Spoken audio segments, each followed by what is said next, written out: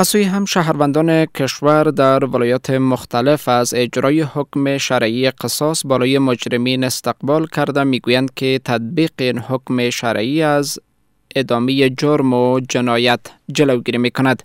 این شهروندان گفتند که تطبیق حکم قصاص از سوی امارت اسلامی در کنار جلوگیری از جرایم و فساد نقطه پایان برای سایر مشکلات اجتماعی محسوب می شود و بزرگترین عبرت برای مجرمین است. آگاهان امور سیاسی هم میگویند که عملی شدن حکم قصاص از قتل‌های خودسرانه در جامعه جلوگیری میکند. این در حالی است که امارت اسلامی طی روزهای گذشته 4 تن را در ولایت‌های نیمروز، بادغیس و فراه که مرتکب قتل شده بودند قصاص کرده است. برای بحث بیشتر در همین مورد آقای مفتی محمد ناصر حقانی آگاه امور سیاسی را از طریق تلفن با خود داریم و بیشتر در مورد با اونا بحث میکنیم. حقانی صاحب سلام به شما، خوش آمدین به برنامه. سلام و رحمت الله و برکاته. سلام بر شما و تمام شنونده هایتان، سلام خود عرض می‌دارم. زنده و سلامت باشین حقانی صاحب.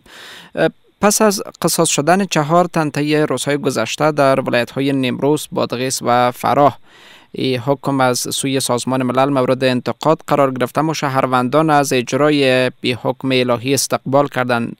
سوالی که پیش می آید حقانی صاحبی است که چرا نهادهای به نام حقوق بشر سازمان ملل از حکم انتقاد می کنند که سبب امنیت و آرامش در یک جامعه میشه؟ باز هم سلام و احترامات خدا عرض می‌دارم.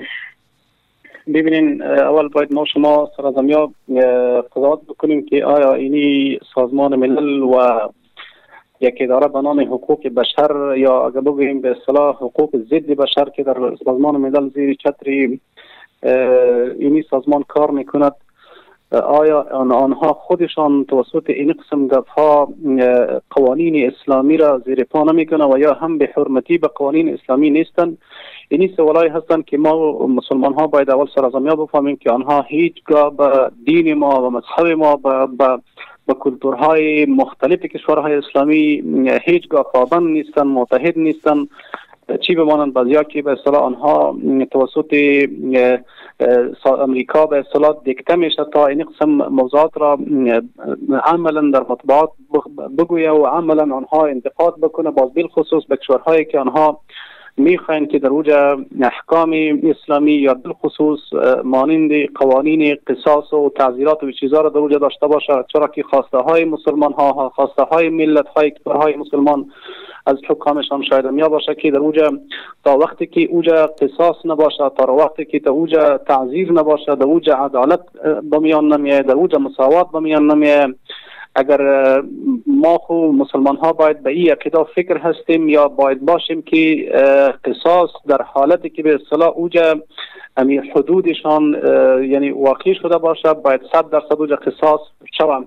چرا که یک نام قصاص او مساوات هستن، او عدالت هستن، عدالتی که آنها اسلام برشان انتخاب کردن، عدالتی که آنها از لحاظ قوانین اسلام برشان مشخص شدن، نه آن عدالتی که آنها سوی ملل متحد یا ملل کفر برشان تعیین شدن که به نام حقوق بشر که ما برشان حقوق ضد بشر میگیم. چرا که می لحظه که ما و شما گپ میزنیم، صحبت میکنیم، یعنی ما شما عملا دیده میتونیم که از سوی الجزیره بالخصوص نشر میشوند چرا حقوق بشر نیستند در بالخصوص در شفاخانه المعمدانی در غزه که در اوجه حتی مریض ها یا افراد انسان های در چپرکت ها از شفاخانه یک طرف دیگه طرف کشیده میشه، لیکن سرشان بمبار جریان داره. اوجه چرا حقوق بشر نیستن؟ اوجه چرا به اصطلاح حقوق زن و حقوق طفل و نیستن؟ اگر هدفشان امیا باشه که ما به اصطلاح به احکام دین خود عمل میکنیم، قصاص عملی میکنیم یا دیگر تعزیرات اسلامی و حدود را تنفیذ میکنیم، یعنی تمام چیزهایی هستند که برای ما این را برملا میکنه، برای ما واضح میکنه که سازمان ملل سازمان شیطان سازمان کفر هستند که به این ایمان و عقیده هستند. همان حاکمانی که غلام های غرب هستند آنها هم میفهمند که سازمان ملل آنها بالخصوص یک سازمان امریکایی هستند، یک سازمان کفری و صلیبی و سازمانی هستند که سوی موساد و MI6 و CIA دیکته میشه و تهیه و ترتیب شده که فقط حقوق بشر را آنها برای مسلمان مسلمان ها بالخصوص در اونجا که در اونجا به اصطلاح یعنی اغراضی یا اغراضی شومی خود داشته باشه در اونجا از این چیزا زمزمه میکنه و مردباد و زنده‌بادشان میکنه. دیگه اصلا اینی مردم ها به حقوق بشر پابند نیستن، متحد نیستن، به حقوق بشر قطعا یا ایمان و اعتماد ندارن. بله، حقانی صاحب فکر نمیکنین که در کشورهای اسلامی همین جاری نشدن حدود اسلامی باعث شده که چنین جرأت پیدا شود و سازمان ملل زمانی که حکم الهی قصاص به اجرا میشه در یکی از کشورهای اسلامی او را خلاف کرامت انسانی بدانه؟ یعنی آیا فکر نمیکنین کشورهای اسلامی دیگری که به گونه کلی حدود اسلامی را اجرا نمیکنن چنین جرأت پیدا شده باشه؟ اصلا آنها یک موضوعشان یا هم شده میتونه که در کشورهای اسلامی نبودن اصلا قوانین اسلامی، تنفیذ قوانین اسلامی در صورت کل و در به اصطلاح اگر بگیم باز در جزئیاتشان امی تعزیرات و قصاص و حدود و چیزا نبودن از امیا هستند که آنها جرأت پیدا میکنه. آنها اکثر کشورهای مسلمان یا حاکمان مسلمانی که در جهان اسلام هستند، آنها حاکمانشان که هستن آنها میترسن از یا، لیکن او را نمیبینن که بالخصوص همی کسایی که اینی حقوق بشر و اینی سازمان ها را ایجاد کرده آنها چی کارهای میکنن؟ آنها چرا سری کارهای یهود چوب هستن؟ آنها چرا سری کارهای امریکا و دیگر کشورها به اصطلاح در افغانستان و عراق و سومال و دیگر کشورهای افریقایی چوب بودن و چوب هستن؟ پس امی یک بعدشان هم یا هستن که در کشورهای اسلامی اینی چیزها نیستن. پس در کشورهایی که بالخصوص آنها خود مختار هستن، مستقل هستن، مانند افغانستان واره یک حکومت قوی و مرکزی و اسلامی به اصطلاح فعلا به میان آمده در اینجا و خواسته ملت هم یا هستن، چرا که ملت مسلمان هستن، حاکم از حکومت یا امارت اسلامی خواستهشان هم یا هستن که در اینجا باید قصاص و حدود و این چیزا به تنفیذ احکام باید صورت بگیره، چرا که تا وقتی که قصاص نباشه، تا وقتی که تنفیذ احکام در اینجا نباشه، در او جامعه امنیت نمیاد، در او جامعه به اصطلاح مساوات نمیاد، عدالت نمیاد. پس این تمام چیزهایی هستن که آنها یک قسم جرأت پیدا میکنه که در اینجا هم مانعشان شود. او یک چیز باید ما شما بدانیم، مسلمان ها هم باید بدانند، بالخصوص افغان ها باید بدانند که اینی کسای سازمان ملل یا حقوق بنام حقوق بشر ادارهشان زیر سلطهشان که هستن، آنها همیش ضد اسلام هستن، ضد مسلمان هستن. اصلا هدفشون هم یا نیست که چرا یک نفر قصاص شدن، دو نفر، چهار نفر قصاص شدن. اصلا آنها هدفشون هم یا هستن که مسلمان ها باید به قسمی کشته شود، قسمی که یهود و آمریکا در غزه میکشیشه. اصلا هدفشان هم یا هستن که باید او قسم کشته شوند، این قسم که قصاص اسلامی یا حد اسلامی سرشان جاری شوند. بله، حقانی صاحب در مورد حکمت های اجرای حدود الهی به ویژه حکم قصاص بگین، تطبیق شدن این حدود چه حکمت هایی داره و تا چه اندازه میتونه مانع تکرار جرم در یک جامعه شود؟ اصلا قصاص یک چیزی هستن که ما گفتم براتان که الله متعال به اصطلاح در قرآن کریم هم آنها حتی در قصاص گفته که به اصطلاح قصاص زندگی هستن. اگر شما بدانید به اصطلاح الله تعالی میفرماید ولکم فی القصاص حیات یا اولی الالباب، یعنی در قصاص زندگی هستن ای کسانی که شما به اصطلاح صاحب عقل و فکر هستین، اندیشه هستین.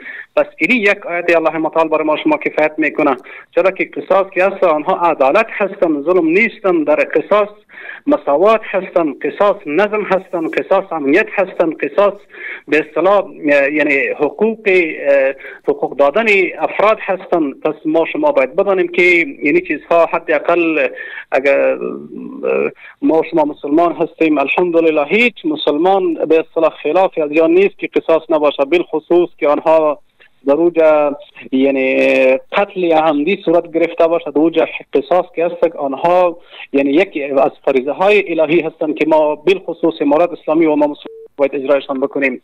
و حکمت های دیگرشان هم یا هستند که وقتی که قصاص باشه در جامعه امنیت میه، وقتی که قصاص نباشه حداقل ما میگیم امیالی در افغانستان قصاص هستند، در به اصطلاح نظر عام هستند یا در مردم پیش روی مردم هستند، این یک عبرت هستند برای دیگر مردم ها. وقتی که اگه این قصاص پود شوند حداقل یعنی در یک جای مخفی صورت بگیرن باز عبرت نشدن، حداقل اسلام مشورهشان هم از اسلام تقریبا برای ما و شما حداقل امو چیزشان هم یا هستن که در ابتلای عام شما یعنی مردم در کشوری مردم شما تا مردم دیگر عبرت بگیرن از یا تا مردم دیگر به این چنین قسم عمل یا قتل به اصطلاح دست نزنن. پس اینی تمام چیزهایی هستن که اگر میخواین مسلمان ها آرام باشن، میخواین مسلمان ها ابرویشان، عزتشان، مالشان و اگر بگوییم به اصطلاح خونشان در امنیت باشن، پس در اون صورت ما شما میتونیم که تا وقتی که حدود اسلامی تنفیذش احکام اسلامی باشن، مسلمان ها جامعهشان به سوی بهتریت میره. اگر نه باز ما شما میفهمیم اگر کمکی به اصطلاح عفت کلام ما شما چیز بکنیم، باز قانون حیوانیت مانند جهان کفر وارد میه. در هر کشوری که در اوج اسلام نباشه، قانون اسلامی نباشه، تطبیق تنفیذ احکام الهی نباشه، در اوج قانونشان، قوانینشان، حکومتشان اون مانند قانون جنگل وارد هستند، در بین حیوانات وارد هستند. ما شما در جهان میبینیم که عیناً قانون جنگل در دنیا حاکم هستند. اگر قانون جنگل در دنیا نمی بودن، یهود و نصارا بالخصوص اسرائیل و امریکا تو کار نمیکردن که چپاخانه ها را هم نمیمانند. سپاس. حقانی صاحب خیلی ممنون از اینکه فرصت دادین و در بحث اشتراک کردین. سپاس از شما. تشکر. وقتتان بخیر باشه. آقای مفتی محمد ناصر حقانی آگاه امور سیاسی بود و در مورد استقبال شهروندان به افغان که از حکم قصاص استقبال کردن در کشور در مورد با حقانی صاحب بحث داشتیم.